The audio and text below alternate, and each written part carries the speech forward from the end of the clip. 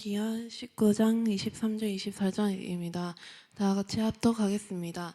그러므로 여호와께서 아수르 왕을 가리켜 이르시기를 그가 이 성에 이르지 못하며 이로로 화살을 쏘지 못하며 방패를 성을 향하여 세우지 못하며 지르고 소성을 쌓지도 못하고 오던 길로 돌아가고 이 성에 이르지 못하리라 하시니 이는 여호와의 말씀이시라.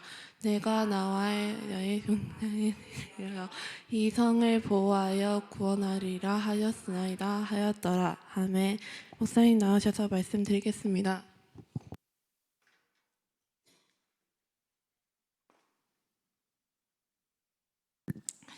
자, 불가능한 상황 속에 처한 유다에게 하나님께서 구원의 말씀을 주고 계십니다. 그래서 저와 여러분들은 오늘 또 주시는 말씀을 통해서 하나님이 행하실 걸 보게 되기를 바랍니다. 예. 여러분의 나이대에 하나님을 알게 된다라는 것은 큰 능력입니다. 하나님께서 앞에다 이걸 넣어놓으면 좀 쉽습니다. 나와 다윗을 위하여.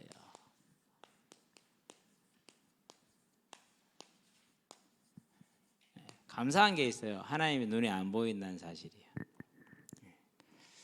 얼마나 감사한지 몰라요. 또 감사한 게 있어요. 하나님은 눈에 안 보이기 때문에 절대 우리가 믿을 수 없는데 하나님이 믿을 수 있도록 우리를 택하셔서 믿음을 주고 계신다라는 거예요. 저와 여러분 하나님이 주시는 믿음을 뺏기지 않게 되길 바랍니다.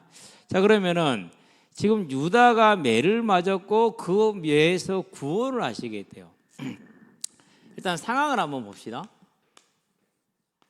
일단은 이제 유다가 어디에 침입을 받았어요? 아수르라는 제국의 침입을 받았어요.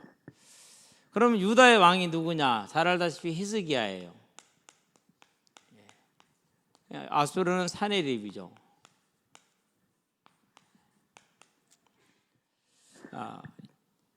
유다는 아수르의 속국이에요. 그리고 약소국이고 작은 나라예요. 여기는 제국을 이루고 있어요. 아시아 전체를 지배하고 있는 큰 제국이에요. 근데 이 히스기야 왕은 종교 계획을 이루어낸 왕이에요. 완전히 믿음에 자기를 드린 거죠. 어마어마한 일을 했어요. 상상하기 어려울 정도 큰 일을 했어요. 1517년에 쓰던 루터의 비텐베르크 대학에 붙였던 그 종교 계획보다 훨씬 근원적인 거예요. 예, 어떻게 보면은 이 개혁교회의 종교 계획은 히스기야의 종교 계획에 비하면은 많이 못 미쳐요. 그런 어마어마한 종교 계획을 했단 말이에요. 그런데 하나님이 아수르에 뭘 허락하셨어요? 침입을 허락하셨어. 자, 여기서 우리는 좀 교계가 갸우뚱해지죠. 여기서 열심히 믿었는데 이게 뭐야? 생각할 수 있단 말이에요. 그렇죠? 몇 가지를 얘기를 하고 넘어가야 돼요. 열왕기 하에 보니까 17장 19절 20절에서 유다의 죄를 지적을 해요. 다른 죄가 아니라 우상숭배의 죄예요. 그러면 이 우상숭배는 솔로몬의 때부터 시작된 거잖아요. 그렇죠? 예. 그리고 히스기야 왕의 아버지인 선왕, 그 앞에 왕인 아하스 왕 때는 우상숭배를 좀 심하게 했어요. 여기에서 우리가 보아야 될 것은 하나님은 죄를 지으면은 반드시 죄에 대해서 징계를 내리게 돼 있어요. 그래서 히스기야 왕이 종교 개혁을 했다고 그러잖아요. 이거는 회개한 거예요. 죄는 용서를 받아요. 회개함으로 인해서. 그러니까 지옥은 안 가요. 지옥은 안 가는데 그 죄에 대해서 징계는 했어요. 그 징계가 이거예요. 그 징계가 반드시 이 징계를 받는 거죠. 자, 그러면 이제 이걸 저와 여러분들이 뭘 봐야 됩니까? 하나님은 공의의 하나님이시구나 하는 걸 봐야 돼요. 그렇죠? 자, 그러면은 왜 하나님께서는 이 죄를 이렇게 지은 자녀들을, 불신자들은 맨날 짓고 사는 죄잖아요. 근데도 놔두잖아요. 근데 자녀라고 해서 이렇게 더 매를 때리느냐? 이유가 있어. 그 이유가 뭐냐? 그 이유가 구원 때문에 그래요. 인류를 구원하시고자 하나님의 계획, 다른 말로 표현하면 이제 부활이라고 말을 해야겠죠. 죄를 해서 죽은 자를 살리는 거니까 이 계획을 이루시기 위해서 그래요. 자, 그러면은 봐요. 우상을 숭배했다라는 것은 뭘 잃어버렸다는 얘기예요? 하나님의 약속을 언약을 잃어버렸는데 하나님이 유다를 통해서 이루시고자 하는 메시아 언약을 잃어버린 거예요. 그게 우상이에요. 그러니까 교회를 다니긴 다녀요. 근데 하나님의 뜻을 상관없이 나를 위해서 다니는 게 이게 우상이거든요. 그러니까 교회를 다녀도 하나님의 응답보다는 사단의 매를, 사단에게 이제 고생을 하게 되는 거죠. 이 일을 반드시 이룰 것이기 때문에 이 일을 위해서 이스라엘 백성을 이 일에 세워야 된단 말이에요. 그럼 이걸 잃어버렸다면 그럼 어떻게 했어요?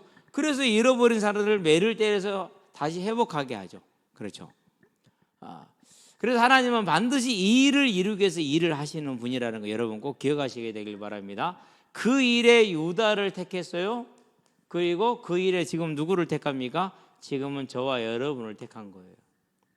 여기에서 복이 있고 여기에서 길이 있는 거예요.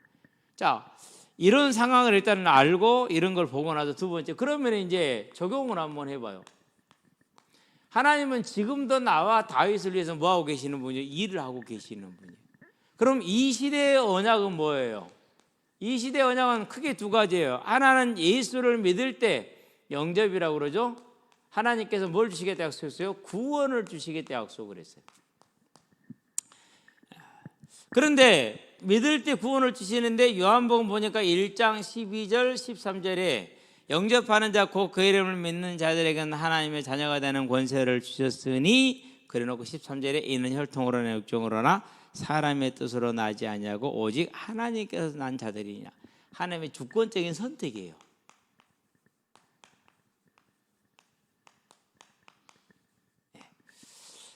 두 번째 언약이 뭐냐? 하나님께서 이 세상을 심판하시러 다시 오시겠다라는 재림의 언약이에요. 이게 이 시대에 남아있는 언약이란 말이에요. 그러면 이 재림 언약은 누구한테만 적용이 됩니까? 이건 성도에게만 적용이 돼요. 누구한테요? 선택받은 성도에게만 적용되는 언약이에요. 다르죠. 그러니까 그렇죠. 자, 그런데 그러면 저와 여러분은 이렇게 하나님의 주권적인 선택으로 예수님을 믿게 돼서 구원을 받았잖아요. 그러고 이제 우리는 이 언약을 지금 받은 거예요. 저와 여러분들은 이 언약을 받고 뭐 했습니까? 저와 여러분들은 파송을 받았어요. 그게 어디예요? 그게 학교예요. 그게 어디예요? 그게 가정이에요. 그게 어디예요? 앞으로 저와 여러분이 가게 되는 모든 현장은 파송받은 그런 현장이에요. 이렇게 파송을 했는데 저와 여러분들이 신경을 안 쓰고 있어. 그리고 엉뚱한 것에만 신경을 써. 그럼 어떻게 되죠? 하나님은 저와 여러분을 통해서 이 복음을 전하라고 보냈거든요. 근데 거기에 신경을 안 쓰고 있어요. 그러면 어떻게 되죠? 이제 거기에서 하나님은 우리를 깨우시는 거예요. 깨우심. 그게 뭡니까? 그게 문제예요. 그게 문제. 우리가 당하고 있는 여러 가지 일들, 어려운 것들, 힘든 것들, 막힌 것들, 다 그런 것들이에요. 근데 사람들은요, 이 문제를 보면 어떻게 생각하면 네 성질이 문제돼서 그래 이렇게 얘기를 해요. 뭐 안 그러면 네 인격이 그래, 안 그러면 상황이 그랬어, 안 그러면 누구 때문에 당당당당 예를 들어요. 아니요. 또 교회에서 그런 사람들 있어요. 사단이 역사한 거야. 사단이 이렇게 얘기하는 사람들이 있어요. 정확하게 거짓말쟁이들입니다. 사단이 역사한 건 맞아요. 근데 사단은 주권이 없어요. 누가 주권자예요? 하나님이 주권자예요. 하나님 허락하지 않으면 될 수 있는 일이 아무것도 없는 거예요. 하나님이 깨우기 위해서 문제를 주셨어요. 그러면 이 문제를 해결하는 방법이 열심히 노력하는 겁니까? 안 그러면 사람들한테 의지해서 뭔가 해결해 보는 겁니까? 안 그러면 열심히 학원 다니는 겁니까? 그게 아니에요. 이 문제를 해결하는 길이 뭡니까? 그것이 하나님이 나를 보내신 이 파송의 부르심을 보는 거예요. 그걸 가르쳐서 뭐라고요? 그걸 가르쳐서 회개라고 그래요. 그걸 가르쳐서 기도라고 그래요. 무슨 말인지 알았죠? 이 회개와 기도가 이루어지는 날 하나님께서 뭐 하십니까? 하나님의 뜻이 이루어지잖아요. 나와 다윗을 위해서 이 복음을 땅끝까지 전할 것인데 그 일에서 너를 보냈거든. 근데 네가 딴짓거리 하거든. 그래서 매를 때렸어. 근데 그 매가 문제야. 그런데 네가 그걸 깨닫고 회개했어. 그게 기도라고 그랬죠. 그럴 때 하나님께서 뭐 하십니까? 그럴 때 하나님께서 역사하셔. 그걸 가르쳐 사도행전 1장 8절이라고 그래. 권능을 받고 땅끝까지. 다른 말로 표현하면 저와 여러분 삶에 하나님의 능력 역사는 이 기적이 나타나는 거예요.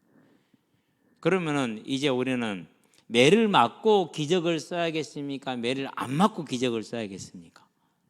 저와 여러분 매를 맞지 않고 기적을 쓰게 되길 바랍니다. 뭐 하면 됩니까? 처음부터 알면은 돼. 내가 학교에 가는 이유, 내가 학원을 가는 이유, 친구들은 공부를 잘해서 좋은 대학을 가서 좋은 직장을 가기 위해서 학교를 가고 그렇게 하지만은 나는 내가 가는 이곳에서 복음을 전하는 전도자로 복음을 전하는 선교사로 간다라는 거예요. 여러분 그 사실을 반드시 기억하게 되기를 바랍니다. 그러면은요 하나님은 그 사람을 중심으로 일을 하셔요. 그 사람을 중심으로. 그럼 역사는 누가 주관하게 됩니까? 그렇죠. 그 사람이 주관을 하게 되는 거겠죠. 그걸 가르쳐서 세상은 성공이라고 그렇게 얘기를 해요. 멍청한 겁니다. 모르는 겁니다. 틀린 얘기입니다. 그래서 어쨌든 그렇게 표현을 해놓을게요. 그럼 여러분들은 어떤 사람이 되기를 원합니까? 언제나 끌려다니고 두들겨 맞다가 끝나는 인생이 되겠습니까? 안 그러면은 내 부름받은 파송을 알고 지금부터 다윗과 같이 똑바로 거기에 있어서 다윗 왕과 같은 큰 하나님의 나라를 이루는 사람이 되겠습니까? 자, 다윗은 어떤 기적을 보았습니까? 골리앗을 만났어요. 이겼어요. 사자를 만났어요. 두들겨 패 잡았어요. 곰을 만났어요. 두들겨 잡았어요. 전쟁에 나갔어요. 단 한 번을 지지를 않았어요. 그러니 어떻게 됩니까? 그 인생이 세계에서 가장 위대한 왕으로 남잖아요. 바로 그겁니다. 저와 여러분 삶이 그렇게 돼야 됩니다. 그래서 여러분 학생의 때에 하나님은 하나님을 위하여 하나님의 뜻을 위하여 곧 이 예수 안에 있는 죽은 자의 부활이라는 이 복음을 모든 사람이 알게 하기 위해서 나를 택하였고 나를 보냈습니다. 그러면 그 일에 내 마음이 있게 하시길 바랍니다. 그걸 전심이라고 그래요. 모두 전자에 마음 심자이죠. 네, 전심. 거기다가 모든 힘을 쏟게 되길 바랍니다. 그걸 모두 전자에 힘력자라고 그러죠. 전력. 여러분 이제 이 전심전력하는 사람들 되기 바랍니다. 학생의 때 그게 된다. 그 사람의 삶은요 근원적인 변화가 있어요. 큰 응답을 보게 될 것이고 세상에 알지 못하는 것을 누리게 될 거예요. 여러분은 그런 사람으로 서기를 주의 이름으로 축원드립니다. 목사님 여러분이 그런 사람으로 서기 위해서 매일 기도하고 있어요. 여러분은 그 기도의 응답에 주역들이 되기를 바랍니다. 기도합시다. 살아계신 아버지 하나님, 인류를 구원하시기 위해서 여자의 우선한 언약을 주시고 그 일을 위해서 다윗의 자손인 유다를 택하셨는데 유다가 그 하나님의 뜻을 잃어버리고 우상을 숭배하고 타락했을 때 하나님은 매를 통해서 그들을 다시금 하나님의 그 영원한 계획으로 영원한 복으로 불러주신 것을 봅니다. 그것이 히스기야 왕과 유다가 당했던 어려움임을 압니다. 이제 오늘 이 시대에 유다가 택함받은 것처럼 다윗이 택함받은 것처럼 하나님이 우리를 택하여서 예수 안에 있는 죽은 자의 부활이라는 이 기쁜 소식을 우리를 통해서 증거하기를 원하십니다. 하나님 우리 학생들이 이 하나님의 뜻을 알고 있는 어느 곳에든 간에 이 하나님의 뜻을 따라서 부활의 증인으로 부활을 전하는 전도자로 살 수 있도록 은혜를 도와주심으로 나와 다윗을 위하는 그 역사가 우리 학생들의 삶에 언제나 능력으로 기적으로 역사하는 삶이 되어서 세상이 알지 못하고 세상이 할 수 없는 그것을 이루는 증인이 되게 하시고 어느 곳에든지 이 복음을 이루는 아름다운 증인으로 살 수 있도록 주님 역사하시자. 특별히 지금 당한 모든 문제가 그 하나님의 부르심임을 알고 하나님 앞에 온전히 서서 그 모든 문제가 해결이 되어지고 그 모든 문제 속에서 복음이 증거되는 귀한 뜻을 이루게 하시기를 그리스도 신 예수의 이름으로 축복하며 기도합니다. 아멘.